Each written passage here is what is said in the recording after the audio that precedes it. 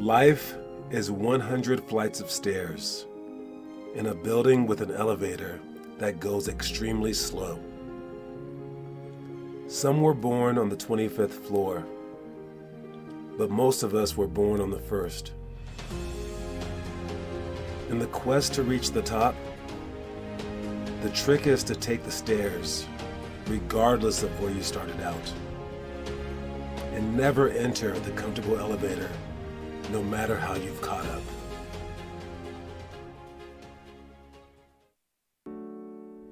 Dirk Nowitzki has a workout routine that's impossible to emulate.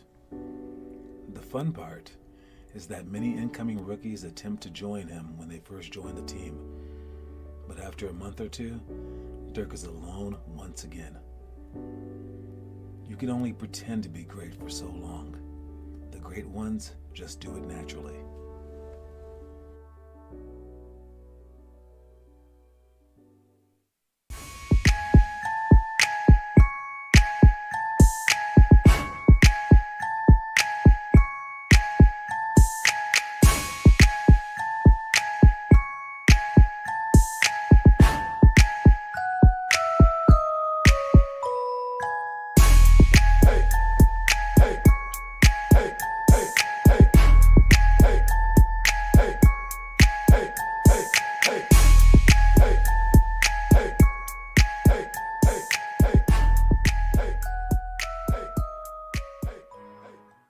Loud as you possibly can.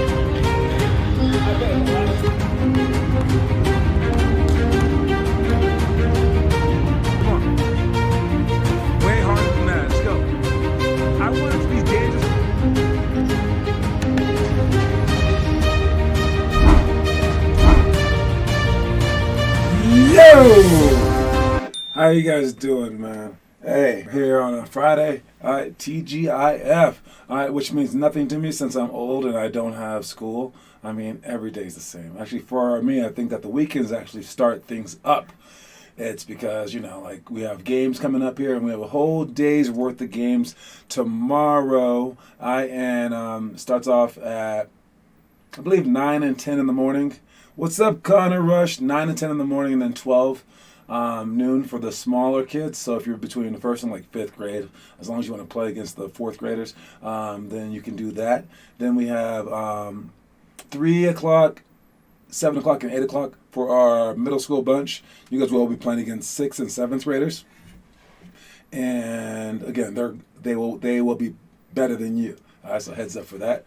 And then the last bunch is 3 and I want to say 4 and 6. And that's our high schoolers, which is comprised of 7th through 9th graders this year. 6th through 9th graders if you count Noah. All right, so it's basically like Connor is a senior. All right, during Connor's senior year, he would be doing this. The other way that we've never really done, I got to be honest with you, only one year when we went to Vegas, we had to like pull an extra player. Did we have like juniors and seniors on our team? Oh no, 2 years, I forgot. We had Aiden and Dennis as well. So only twice have we really done the whole 9th through 12th grade actually. Usually what happens with the kids in our program and the kids in most programs, the low-level kids that everyone's like, cut them in 7th grade, those kids, not the kids who are like, yo, you're awesome, you're dunking in 7th grade, dunking in 8th grade, what's up, Gavin, what? All right, not those kids. I'm talking about the kids like regular kids, like you. The regular kids, what happens to them come their sophomore, junior, senior year is they wise up and they go, stop it. I need to just stop going for it. I can never make it. All right, and they give up like 3 years. They just go like, I'm going to stop now because I see where it's going. They have no idea, dude. People can learn to play with bad players. It happens, right?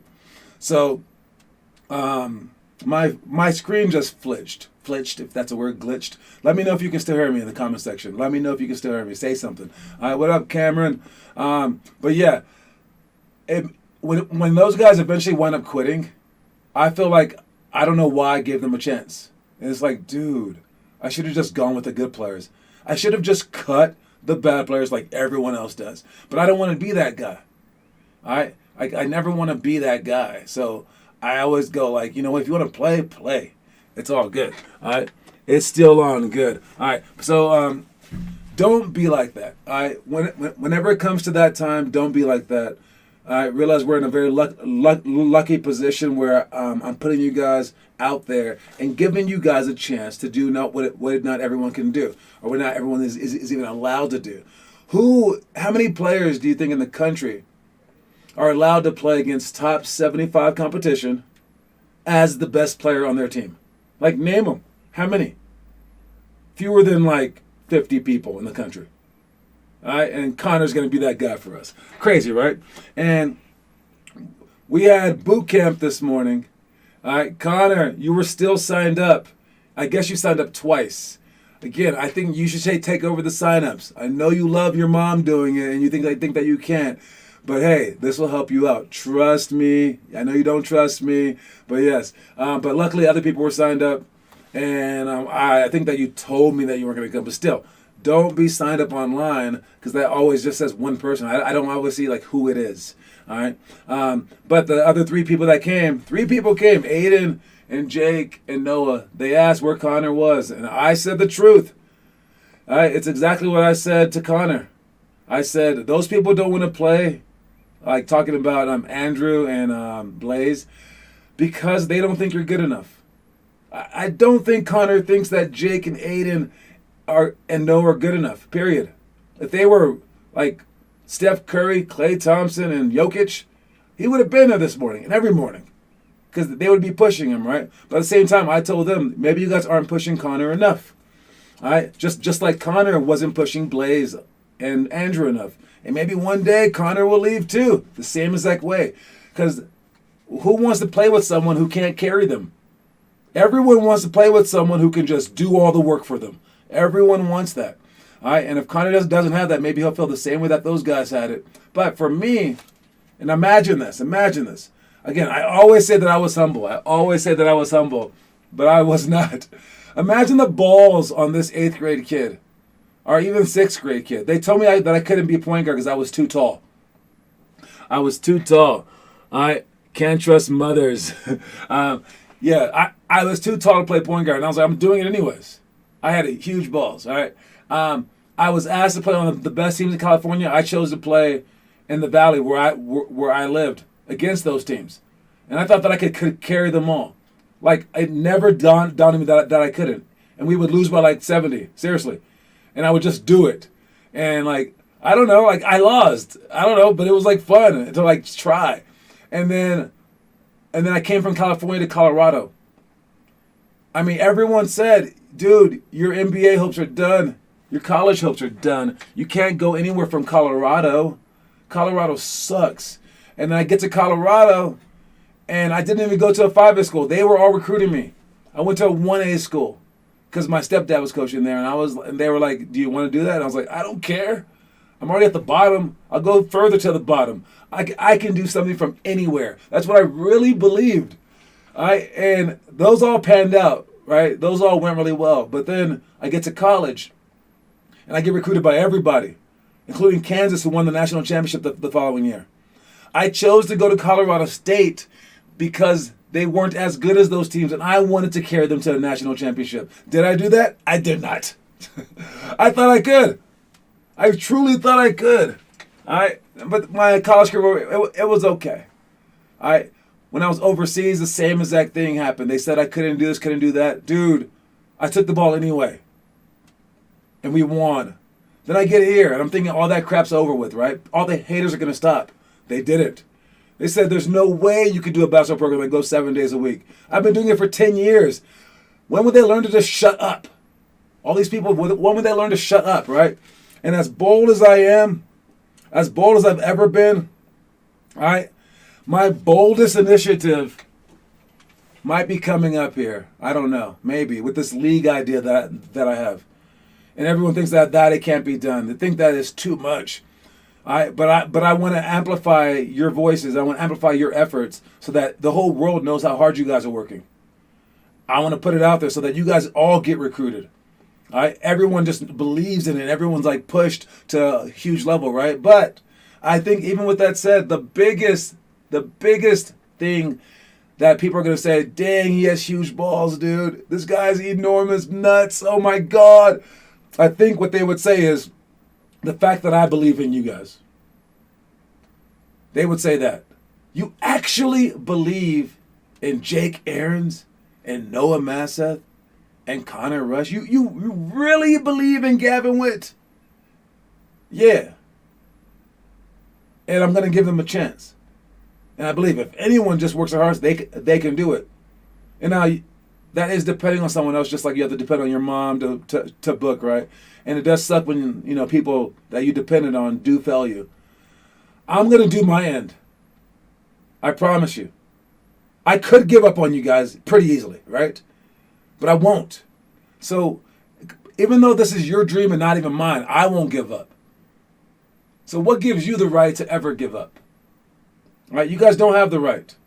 If I'm going to spend my life, my time, my minutes, my moments, my breaths on your dream, you need to not give up, period. Don't waste my life. All right? You said that you wanted to make it. You guys say that you want to be great. So let's do it. All right? I'm the one believing in you. Let's go. And I don't care what happens. It's not going to be easy. All right? As soon as it feels hard, that's your first day. And if it feels hard every single day, your first day is every day. Okay? So just keep resetting it. And as soon as it feels impossible to go, take that as a challenge, because one of my favorite quotes ever, I even wrote like a poem about it, all right? Worst things have happened to better people. And better things have happened to worse people, okay? All right? Both of those things are true. What you have to do is focus on the first one and not the last one, all right? Worse things have happened to better people. That means that, like, whatever you're going through, those NBA guys, those guys that have accomplished it all, they've gone through worse.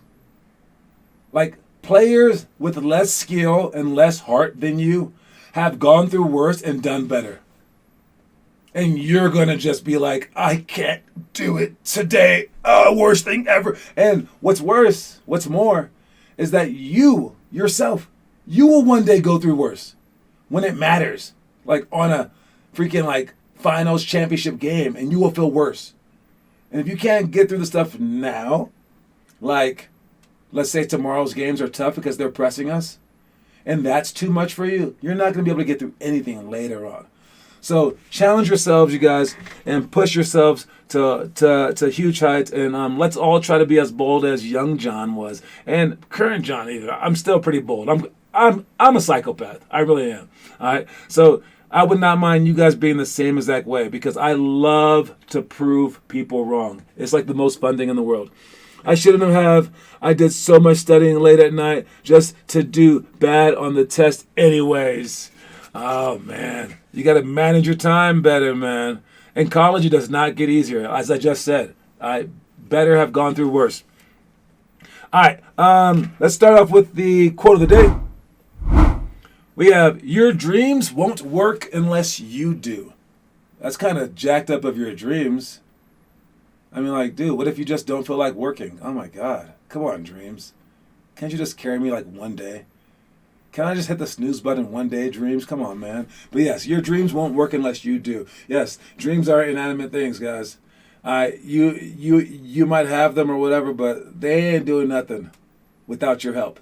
All right. For me, and I found out that this was something that Einstein used to employ. I'm not saying that I'm Einstein, but they're called. He used to call them like I think they were called like what were they called, like dream, like head thought experiments. There we go, thought experiments. He would have thought experiments. And whenever I dream or like I daydream or like I hope or I'm sitting in bed, I will basically start piecing everything together. And anyone who's ever talked to me about anything ever probably knows this is true. Right? All I do is just think all day long, and I manipulate things. It's like I'm putting together a puzzle in my mind. And I'm sitting there as if I were doing homework. And I just made it a habit. And it's probably like why I was pretty good at school, because the mind is like a muscle. And every time that you think about something deep, you're actually like lifting weights. And after a while, your mind is able to handle more things, right? All right, so yes, when you dream, don't just dream. You can even like sit there and put it to work.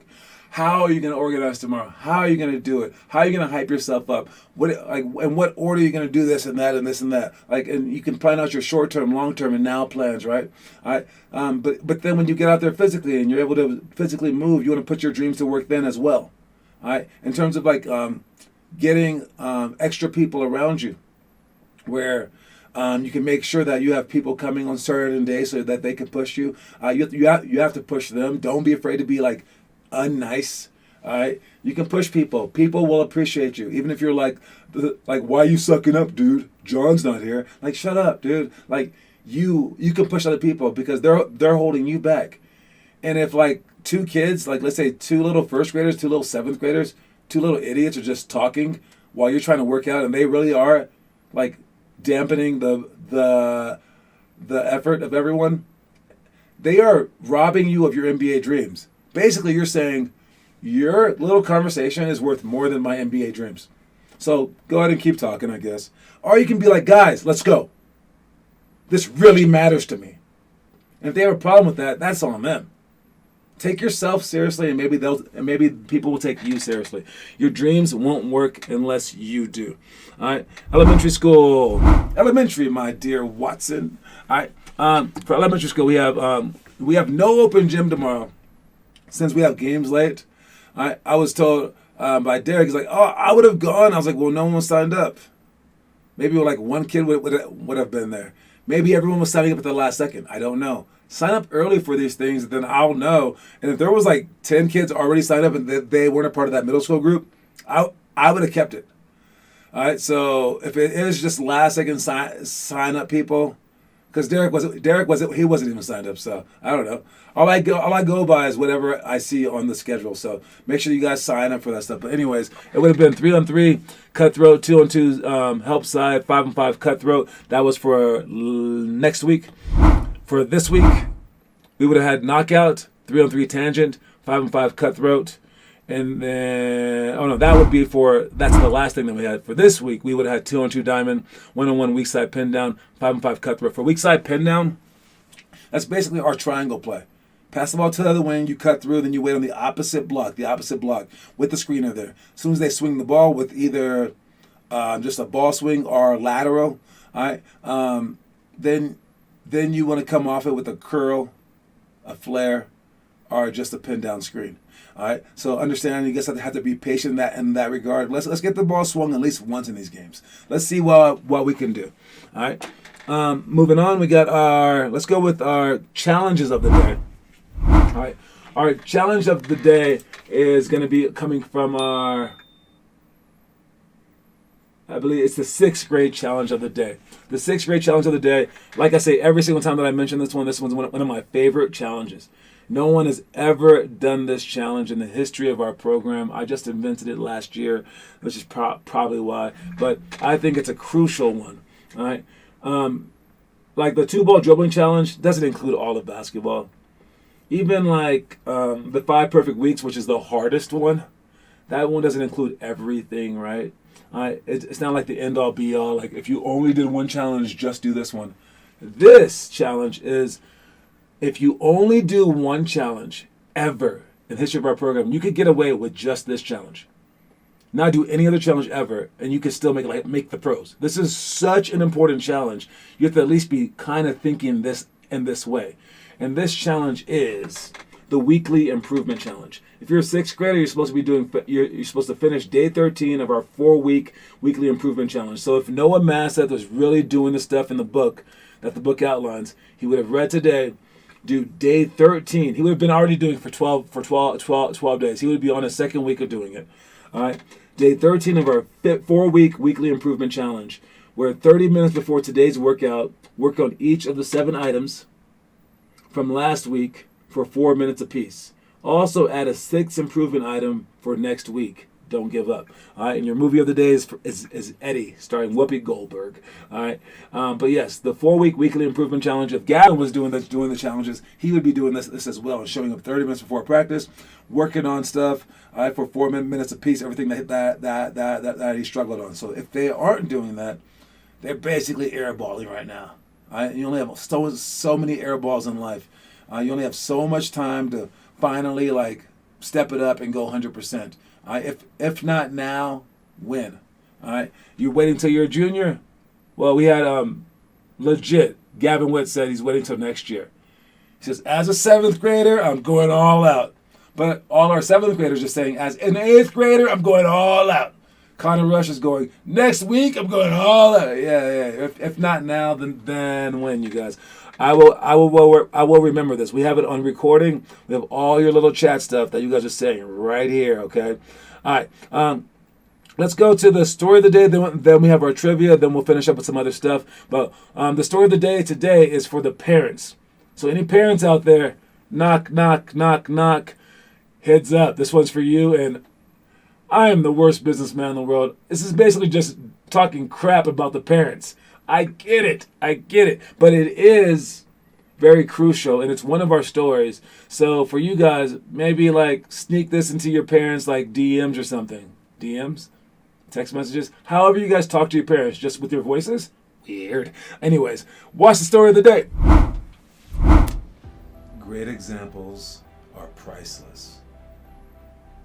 The parent organized enough to juggle their many obligations will get their kid to practice.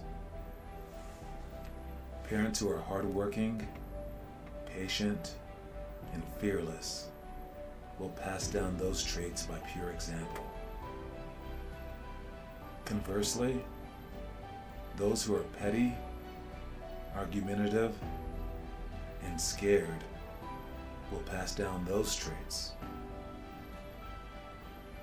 Kids who have the best examples are lucky. So I can't tell you how many times that parents argue about their kids, and the basic argument is, okay, they don't say it like this, but this is what it really is. This is reality, okay? They'll be like, stupid kid, blah, blah, blah, you shouldn't be doing X, Y, Z, right? But no. What they're really saying is, hey, you, son, I can't believe you're acting just like me. Stop it now. You're freaking me out. You're exactly like me. Why are you doing these things that I do every freaking day? That's where they got it from, man. Like, they're acting like you act. And if they aren't, then you didn't have enough influence on them in their life. Okay? Because, like, the Harvard professor who doesn't have time for his kid, the kid will act out, of course. The kid's not going to make it to Harvard. The Harvard professor who's there with this kid every single day as the kid's watching the dad or mom, like, studying all this stuff and, like, doing all this stuff, is going to be like that Harvard professor. All right? So, yes, it's your fault either way. All right? But it's an everyday process. It takes a lot of time, and most people don't have that kind of time, especially if they have, like, full-time jobs, right? But overall, your kid does see you as an example. And I see it during the games. And, like, I always look ahead. So I'm looking ahead, like, by, like, 2 years, 3 years, 4 years. And people don't think that dots connect themselves, but they do. This thing that happens over here will affect the thing that happens over here. It will. All right? They are connected. They are definitely connected. And they think that these things don't have anything to apply with. So what happens is this. What happens is your team scores a bucket to tie the game with 3 minutes left. And then they come down the court and start playing offense, and you're playing defense. But the score table didn't record the bucket. And it's probably going to make you lose. The parent who's not thinking ahead starts screaming at the official and at the score table clock, just screaming at them. No, like, complete disregard for who they are as human beings, for what the ramifications might be for screaming at these people as opposed to just talking to them. Because you can easily just be like, ref, I believe that the score is incorrect. Maybe check it. And if you don't, it's okay. That would be too big, right? But what they say is, the scoreboard's wrong. Then they're like, players, be quiet. No, you shouldn't be calling every call wrong the entire time, blah, blah, blah, right? And maybe that's a parent's prerogative. Do whatever you want. But don't be surprised 3 years later when there's a championship game and your kid gets a bad call on him and your kid's up by 1 point with 1 minute left and he goes, screw you, ref, like that, and gets kicked out the game and loses the game for his entire team when all he had to do was just be quiet to win a championship game. You lost that championship game 3 years before. And if you think that those two things aren't connected, you don't know how life works, because we are all manifestations of our surroundings. All right? So understand the power that you have as parents. And since you guys are hooking up, or not hooking up with, but like working out with the younger kids, you guys have power over them. All right? Even on your teammates. You guys are great examples for what they're going to become. So you might as well hold yourself to the highest standards. Now, do I occasionally slip up? Like, very rarely, actually. I'm pretty good during basketball games. All right? I don't get teased. I raise my voice to you guys. I don't truly get mad ever, because I've probably coached so many games. But I also realize at every single point in time, I'm the example. I do better at basketball games than I do in real life, and I'm pretty decent in real life at like controlling my anger and things like that. But in basketball, it's all a fake setting anyway, so might as well just try to be perfect. So like when they call a bad call for you or whatever, and like like raising your voice is really gonna lose the game, just don't. And be like I will argue stuff just to piss off the other team. The moment that the guy tries to fight me, I put my hands up and I take the hit. And if he does hit me, I'll be like, thank you. All right? I've only been hit like a few times though. And it's just like, oh, awesome. And then I'll shake his hand afterwards. I'm not mad at him at all. All right? Have that much control over yourselves, parents and players. All right, let's go to our trivia question of the day. Trivia question of the day is brought to you by iPhone. It's in everyone's pocket except for Jake Aaron's and a few other kids that have Androids. Come on, guys. Get iPhones by Apple, not the fruit. All right. We're doing another nickname today, so you might as well get out your Google machines. This is the last one. I don't even know if you're going to be able to get this one, but whose NBA nickname was The Rock? And it's not Sean Connery, and it's not Dwayne Johnson. All right, The Rock. Which NBA player's nickname was The Rock? The Rock? Okay, I don't know if this one's true or not. What? They're trying to say it was him? What? Come on, that was not his nickname. I don't know. But anyways, whoever gets it right, gets it right. Let me know in the comment section. The Rock. Whose nickname was The Rock? And this is a 90s basketball player.